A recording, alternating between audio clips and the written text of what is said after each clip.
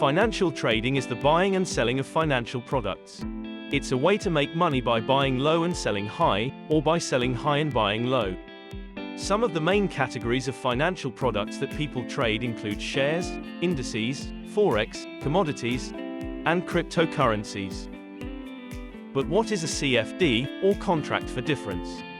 Well, a CFD is an agreement between two parties, usually a trader and a CFD broker, to exchange the difference in the value of a financial product between the time the contract opens and closes.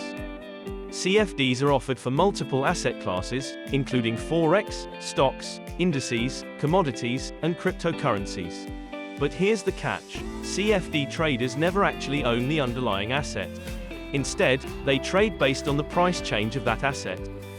This means that when you trade a CFD, there is no delivery of actual goods or securities. Instead, the contract opening and closing prices determine the trade's profit or loss in the trader's account. Let's say Apple's stock price is currently $5 and you think it's going to fall. You could open a short position with the broker at $5 per share, which is the contract opening price. After a week, if Apple's stock price drops to $3 per share, the contract closing price, you can ask the broker to close your position. The difference of $2 will be your profit.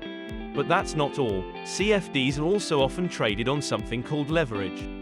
Leverage is commonly used in CFD trading, allowing traders to control a larger position in the market than their available capital would otherwise allow, which could amplify gains and losses. So, while the potential for profit is there, the potential for loss is just as great. That's a quick introduction to financial trading and CFDs. Make sure to do your research and understand the risks before diving into the world of trading. Make sure to click the subscribe button for more videos like this.